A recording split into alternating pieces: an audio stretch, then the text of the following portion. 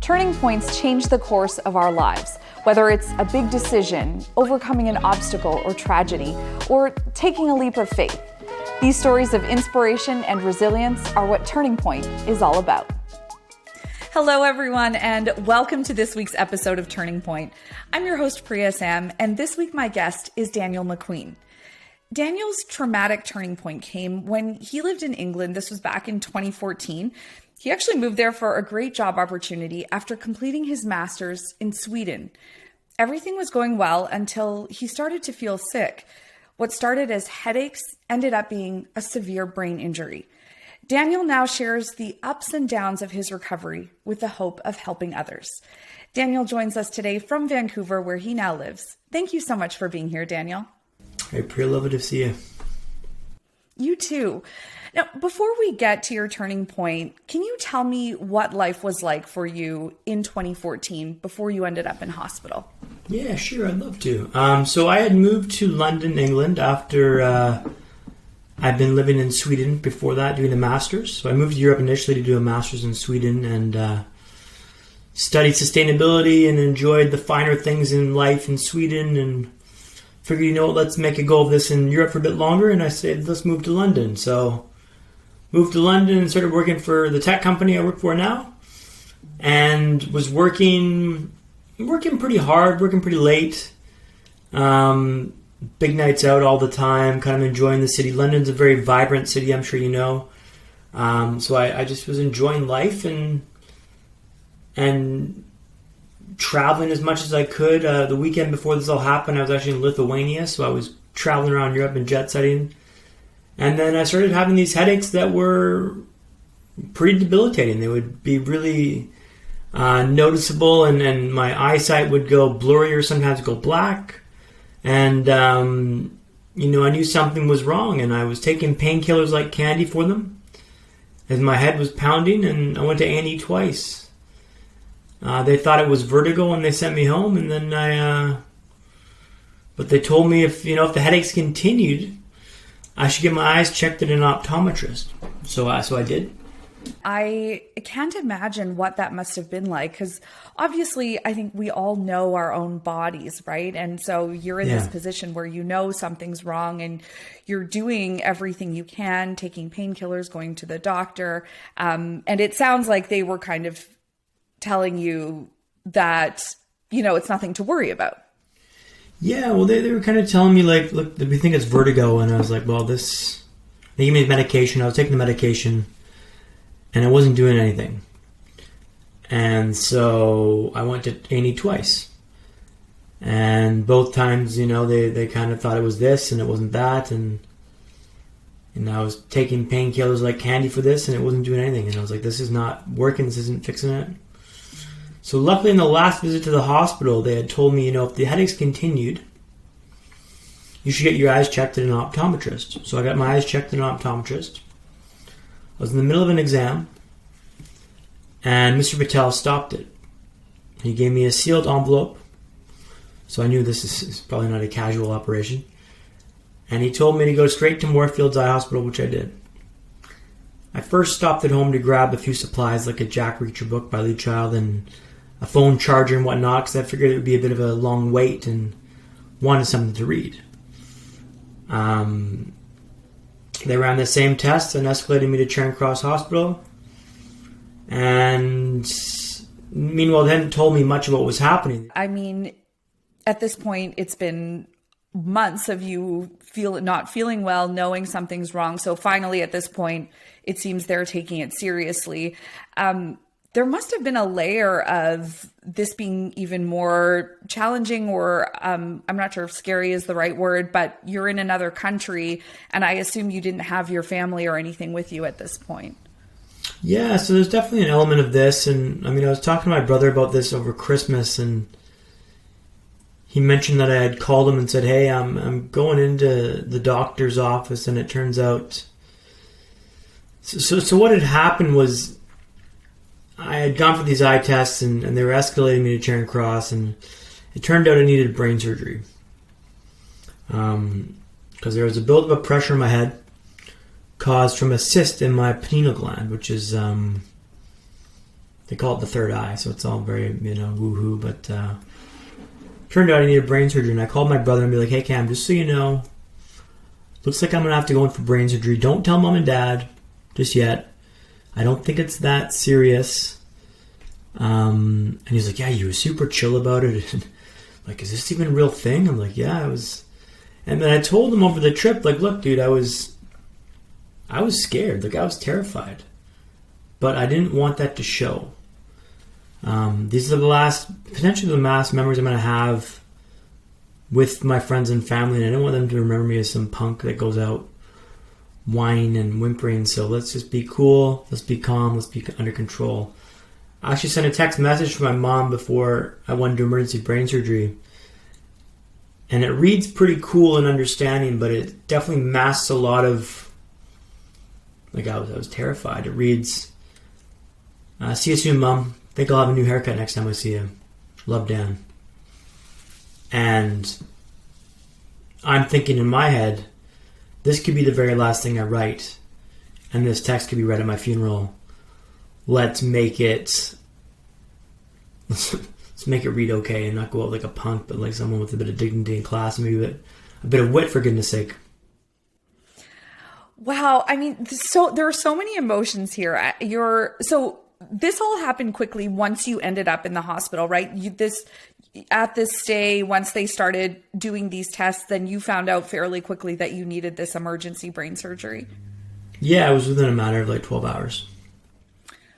So now you've had to all of a sudden kind of wrap your head around the fact that this is very serious. And I think brain surgery is always serious, no matter what the procedure is. And yes, you're also now, if you were in the same place as your family, I'm sure they would have come there, but you're in another country. You're thinking about how worried they're going to be. And then also having these thoughts about, is this the last message I'm going to send? Like,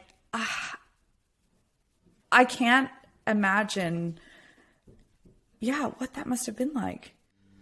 Don't get me wrong, I was terrified. I was definitely thinking, like, brain surgery is not a casual thing.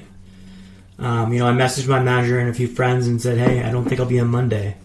Like, yeah, no shit. This is, like, brain surgery is a pretty serious operation here, right? Sorry, I'm not sure if I should swear on this, but that's my fault. Yeah, that's okay. Swearing is totally warranted, especially in this situation. That is a lot to be happening all at once, and to have to think about, I'm having brain surgery. I need to tell my family something. I need to tell my coworkers, my manager, or something. So did your surgery then happen right away? So the surgery happened on June 21st, 2014. I was on the operating table, and then my mom was flying to London. And she left the ground, and everything was going well. While she was in the air, things kind of went sideways. So on the operating table, I had a brain hemorrhage. So the cyst they were trying to remove had burst, and I was clinging to life. So messages were flying back and forth. It was pretty unknown what was going to happen with me and my situation. My mom lands and finds I'm in critical condition. So she rushes over to the hospital. I was in a coma for 4 weeks, but was in and out of consciousness for months after that. Things were really dicey. Like, it was very much a touch and go situation. She arrives, I'm in a coma. It was chaos. It was pandemonium. They weren't sure I was going to make it through it. That must have been so traumatic for everyone involved. You mentioned you were in and out of consciousness at some point. Do you remember any of those moments? Yeah, so I was in a coma for 4 weeks, so I didn't know any of that stage, but I was in and out of consciousness for months after that, and I'd have these fleeting memories of being on a bed and just being jostled around, and I had a feeding tube that was put down my throat. This is a bit graphic, but and I'd yank it out, and I would do this multiple times. They put mittens on my hands, and I would just remember kind of getting my hands free and then yanking it out. But every time I would yank it out, they'd have to put it down, x-ray me to make sure it was in my stomach and not my lungs. before they could start feeding me again. So I lost 20, 30 pounds of weight. So I was looking not so healthy. But I remember when I came to for the final time, like out of consciousness, or into consciousness rather, I woke up and there was my mom, my brother, and my dad standing around me. And they're all like, "Oh, hi Dan, how are you doing?" And I look around and I see all these tubes in me. And I'm thinking, "Oh, this isn't good." And I'm trying to talk, but I can't speak because I had a tracheotomy and my voice box hadn't come back yet. So I'm trying to frantically get their attention, get my brother's attention. So I point to Cameron, my brother, and I go,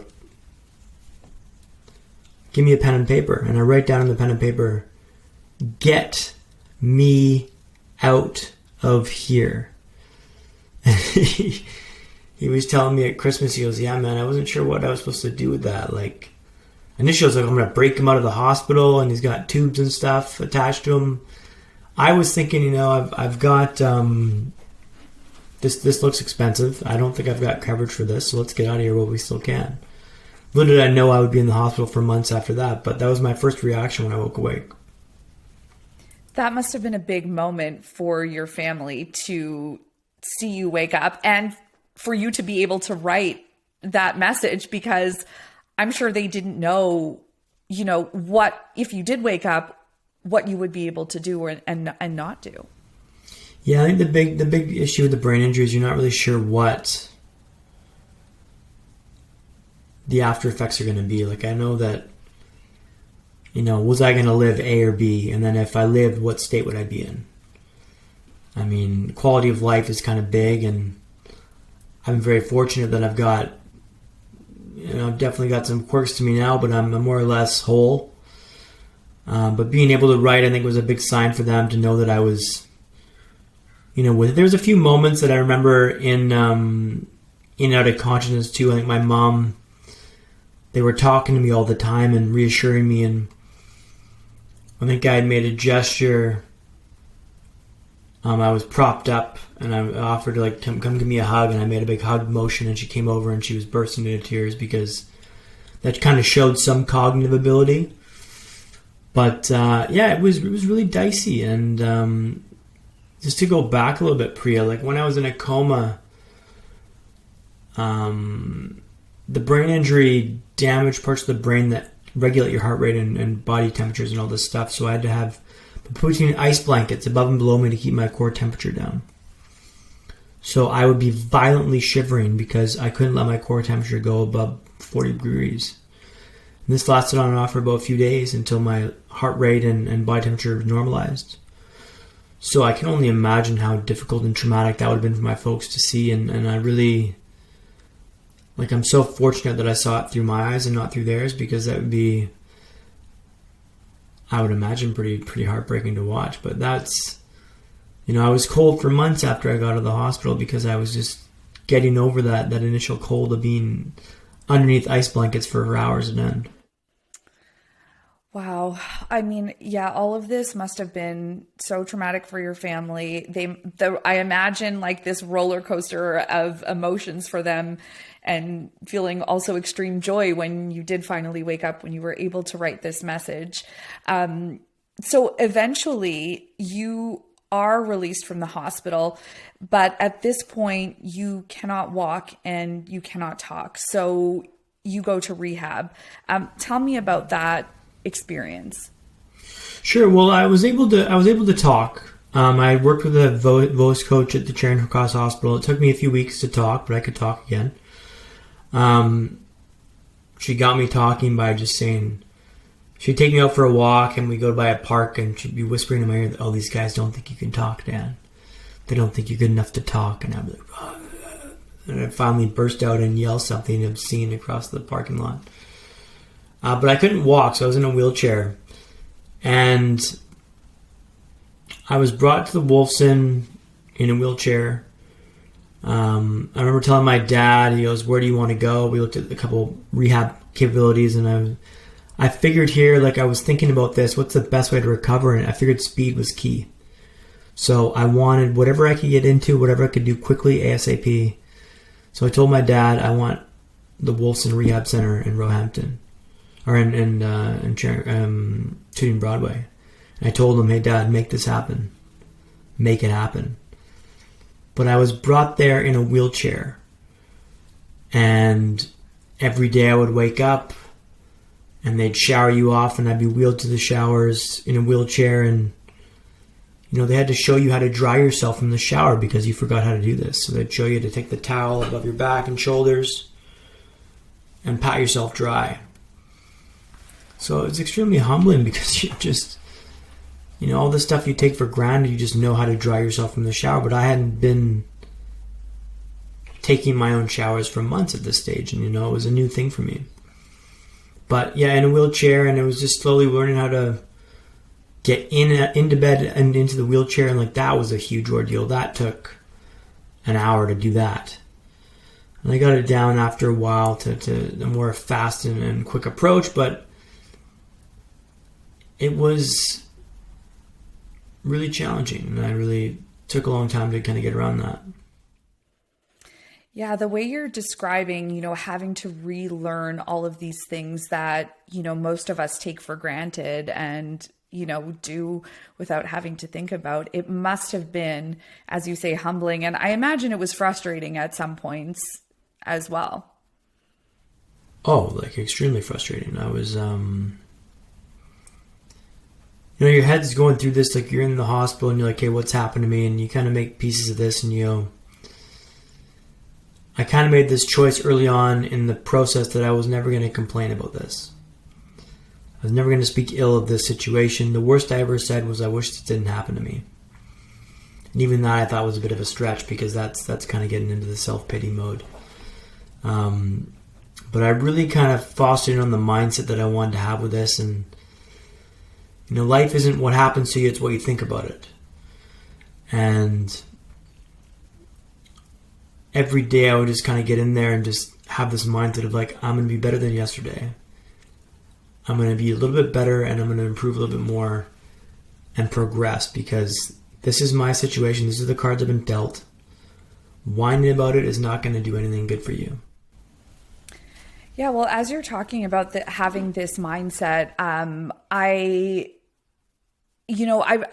I've heard stories of recovery from people who say how much their positive mindset really contributed to having that more successful recovery. And obviously that it's not everything. There are certain things that you are completely out of your control. But that is something obviously that was in your control, was approaching every day with positivity. So how did you kind of build that mindset, or was that something that you had before this ever happened to you? I think I've always been kind of a happy-go-lucky guy. But when this injury happened and I woke up in the hospital, I was kind of realizing this is, this is a pretty big hit, and this is going to be the turning point of your life. But it's going to be how you react to it that's going to determine what happens next. This can either squelch you, or this can be like a post-traumatic growth. My friend told me is what she heard about this, and reminded me of that when she heard about my story. And what you think about it is half the battle. So I just had this in my mind, this is the way you got to look at this. This is how you're going to get through this. Excuse me. And that was the game, is what I thought about it. It doesn't matter what you get hit with, it's what you think about it. I think that's just kind of how I forced myself to abide by this. And, feeling sorry for yourself was never an option, because I knew that was just going to lead to this thing I call the pity spiral, where you just woes me. And until this point, you are in a wheelchair. You mentioned, having to help someone to help you shower, learn how to kind of dry yourself off again. Eventually, you do learn to walk again. So tell me about taking those first steps. Yeah, for sure. So in order to walk again, I had to wear a splint in the evening because my leg had frozen at an angle in the ICU. So I had to wear the splint for 1 hour every night, and it was just dreadful. It was just I was biting my arm, trying to distract myself from the pain. to stretch out the muscles because they had atrophied, I guess, in the coma or in the ICU.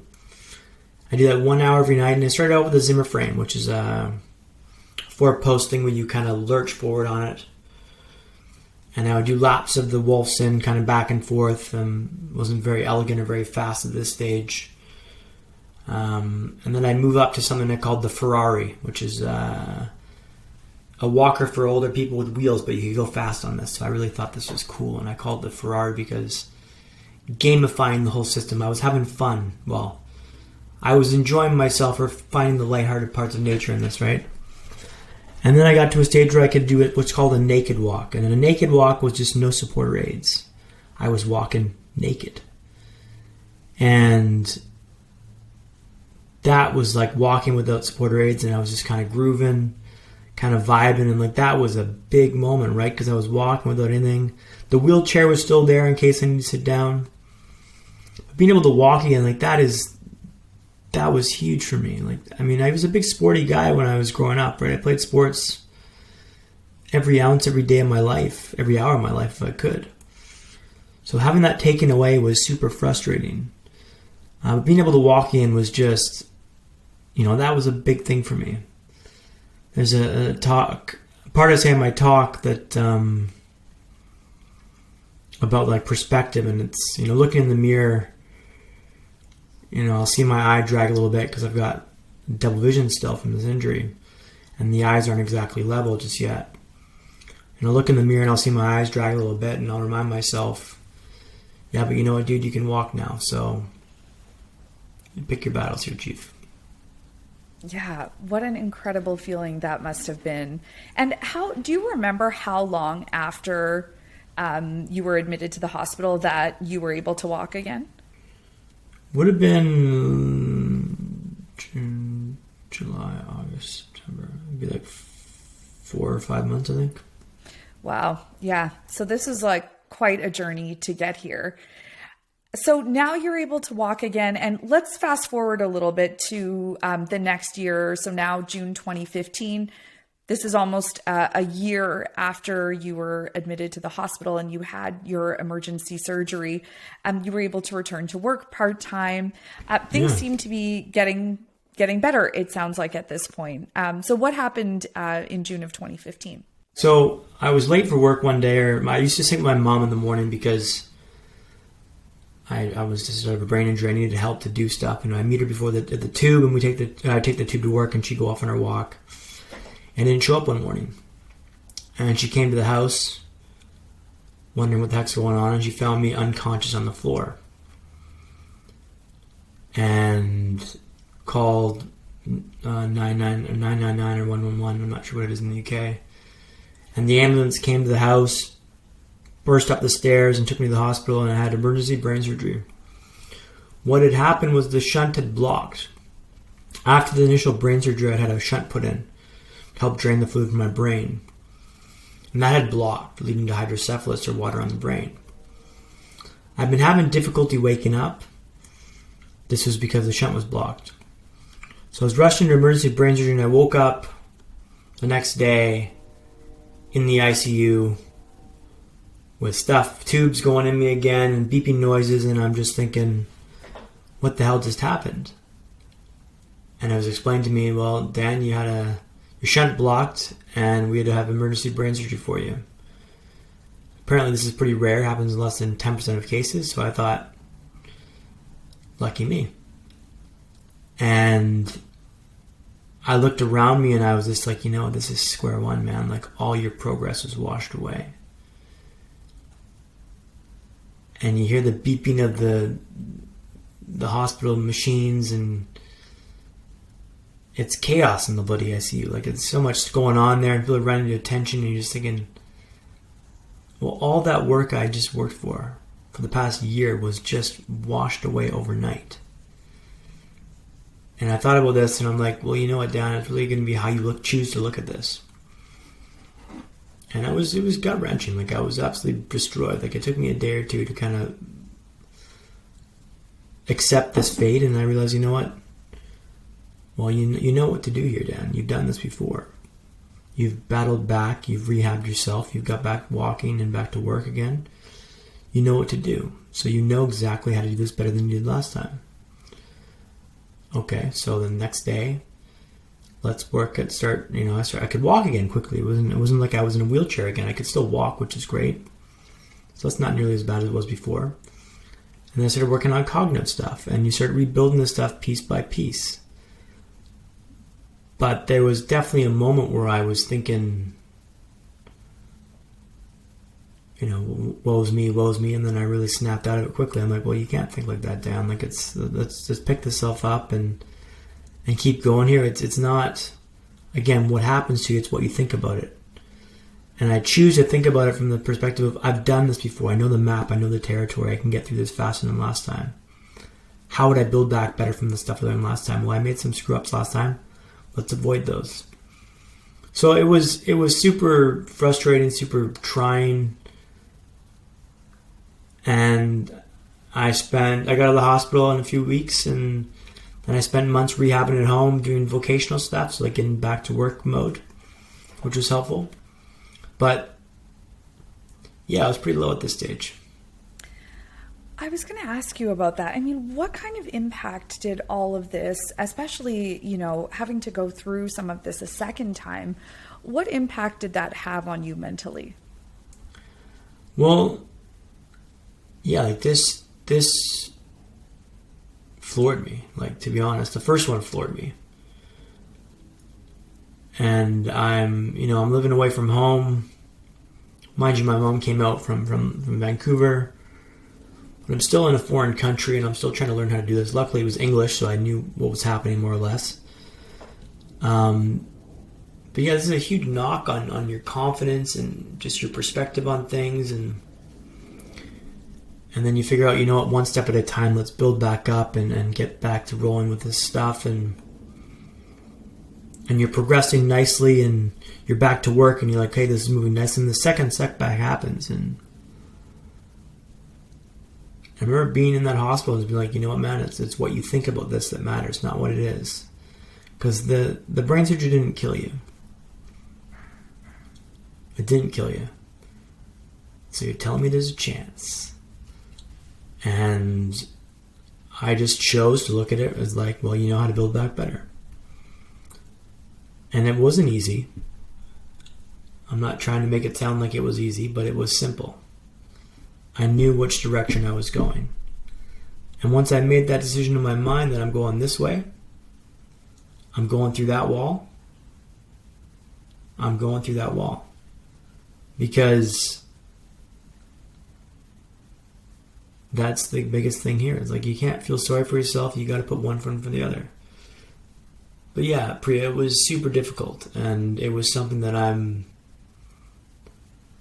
recovered quite a bit now, but I'm not out of the woods just yet. Like, I'm still, every day I wake up and I'm like, I meditate, I exercise, I sweat, I cold shower. Like, I've got a routine to get myself in a headspace that can take on the day. Because if I don't do that, I'll have these missteps or these verbal blunders or social situations that will come up that I haven't, like, I have to do active stuff to keep myself on the track, so that makes sense. It's not like this isn't happened by accident. This is all intentional stuff I'm doing now. So mentally, it was extremely challenging, is a long way to answer your question. But I've come up with strategies to kind of address this and to kind of make myself successful. I kind of changed the game to make myself successful. That's a long way to answer your question. I'm sorry. Yeah, no, I'm really glad that you explained all of that. And you know what sticks with me from that answer is when you said it wasn't easy, but it was simple. I mean, once you made that decision that you were going to do everything you could, you were going to try and focus on kind of that end goal, how you were able to do it. But I appreciate that, it wasn't easy. And I'm sure even though you made that decision, there were those really hard days like you explained there. And you've mentioned your family a couple of times here.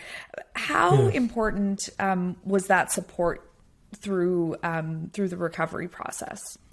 Oh, vital. Like, I don't know how I would have done this on my own. Like, my attention span and ability to kind of cognitively understand and recognize everything.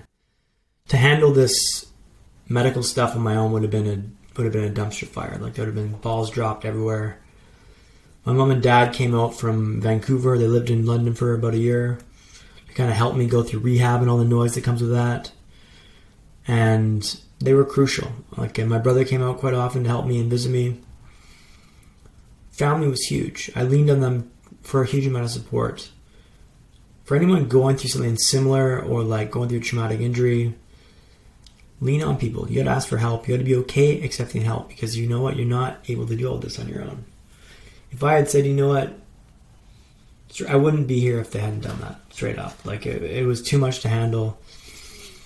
I've had so much help to get me to where I'm at now, which is why I'm so driven to kind of offer this perspective, because if I didn't have that help, I wouldn't be here today. And I had so much help, and I still struggled so mightily. So if you don't have the help, you get your mind right, you get the help right, but like, be open to receive help. It's okay. That's a really great message. And whether someone is going through something similar to what you are, even just with the challenges that have come along with this pandemic, I think that it's something a lot of us have had to get comfortable with. You know, you need help sometimes, and it's okay to ask for it. And, you know, pushing through and causing more stress on yourself is not a win, when you can ask for that help. So I really appreciate that message. I think it has a lot of kind of universal value. Yeah. And one thing about like the pandemic that I kind of impart on people that I speak to is just like, this brain injury situation was a perfect example to train me for a pandemic situation, because one thing I say all the time is control the controllables. You know, the brain injury is not something I could have controlled. This was I had the card in my deck. It came up. There's nothing I could have done that could have avoided this. The pandemic's similar. Like, you can't will your way to like avoid the pandemic or have it not impact you. Like, you can't control that. So don't waste any energy on trying to control this thing that's uncontrollable. Focus on those elements that you can control. If you can't control it, I punt it. I don't worry about it at all. You mentioned a little bit about kind of your morning routine earlier.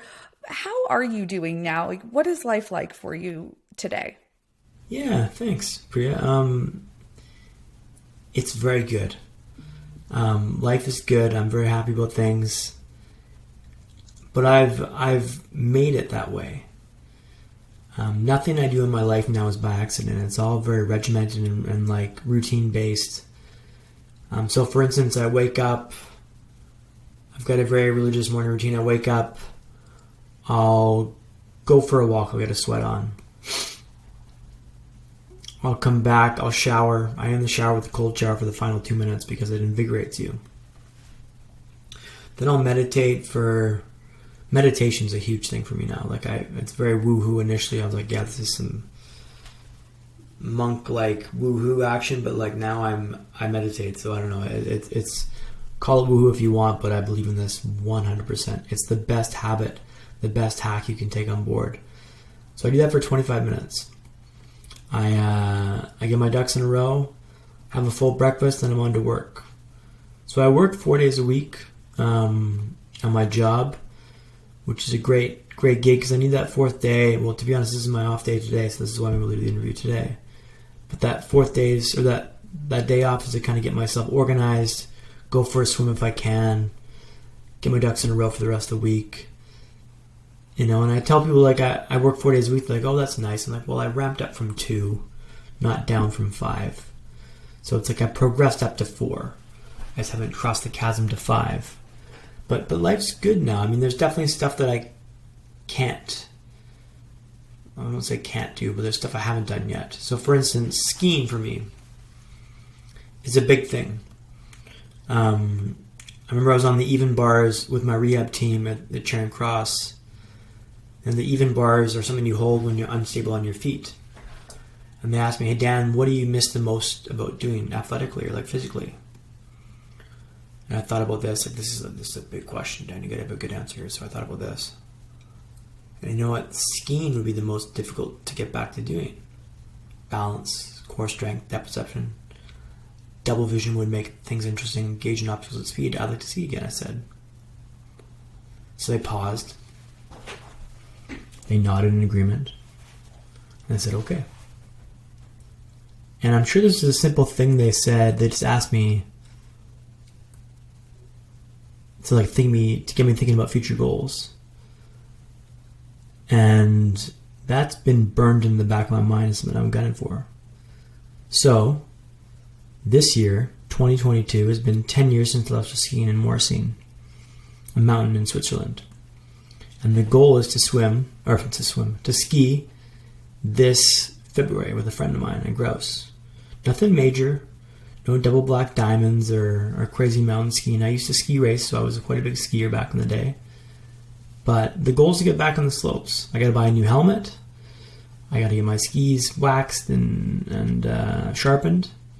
They're probably a bit outdated, but I think we're going to go with those skis. But that's just something that I've held on to as like a future goal, something I'm shooting for. And I'm stoked to be able to go, because the measure of success, the KPI for this, the key performance indicator for this, is just going on the hill, just being on the mountain. I don't care if I can rip up the slopes. I'm not trying to hit black diamonds or double black diamonds. Like, I'm going to hit a green or a blue maybe, but I'm going to go. And I'm going to go 100%. So I'm really stoked for that, because that's been something I've been gunning for. I've been chasing that down. Like, goal setting for me has been so key for this. Without goal setting, I wouldn't have been able to start walking again, or start talking again, or start skiing again. Like, it's all building towards something. Like, it's all ramping up towards something. So I went on a bit of a tangent there. I'm sorry, Priya. But yeah, that's what things are at. No apology needed. I think that's really exciting, and please keep me updated. I would love to hear how that first trip goes. I mean, we took such a journey here through everything that has happened to you in the last 7+ years. It was 2014 when you first ended up in hospital. Here we are now in 2022. And I mean, it's just amazing that you went from, not being able to talk at one point, not being able to walk. Now you're thinking about skiing in the upcoming months here. So as you reflect back on everything that's happened, I wonder what you hope others can learn from your experience. The biggest thing I can give you is don't feel sorry for yourself. Everyone's going through something. Everyone's got some issues they got. And no one's coming. No one's coming to help you. If you're going to get through this, you're going to have to pick yourself up by your bootstraps and carry on. It's not going to be clean. It's not going to be smooth, but it's going to be one step at a time. And you got to build momentum. And you got to keep going forward one step at a time. However small that step is, you got to take that step and grow and progress. And you might take 2 steps back some days, but keep moving forwards. As I mentioned, the big thing here is like what you think about it. So the brain injury, the brain injury sucked isn't even a proper word, but it's devastating, right? Like, it's a really big hit. But it's what you think about it that matters. So what a great opportunity it is to refocus on my priorities in life. Who do I want to be as a person? How do I want to live my life? I'm such a better person after this brain injury than I was before. Not that I was ever a bad person before, but I have different values now. I'm like, I want to be this type of guy. I want to be this type of man. I want to hold these values and want to do these things. And I ride or die by those now. Like, that's my life. Not that I was a bad guy before, but like, I was a bit more loose, a bit more fast and loose, a bit less structured. Now I'm much more like, I want to do A, B, and C. This is how I'm going to do A, B, and C. So my suggestion for those going through a difficult time, goal set. What you think about the injury is huge. Don't feel sorry for yourself. But progress in a way that's manageable and measured and consistent. That's like a million things I gave them to do. But ultimately, it's not what happened to you, it's what you think about it. So like, if you can get that in mind and embody that, you're off to the races, because that's the biggest thing here, is what you think about what happened to you, or your issue, or your problem. If you've used an opportunity, all the power to you. I think that is such a good note for us to end on. And it ties back into what you said earlier about it not being easy, but being simple, setting those goals, however, simple or however short-term or long-term they may be, really gives you that point of reference and that thing that you want that you can work towards and start creating steps to get to. So thank you so much for that, Daniel. Thank you for sharing your story. And we wish you all the best as you continue your recovery. And I hope that skiing, your first trip back to the ski hill, goes well. Priya, thank you so much. I appreciate your time today. Likewise, thank you. And thank you to all of you for watching and listening. If you have a Turning Point story that you'd like to share with us, you can always email us at turningpoint@priyasam.com. Don't forget to subscribe. If you are listening to the podcast, please follow us on your favorite podcast app. And until next time, take good care of yourselves and of each other.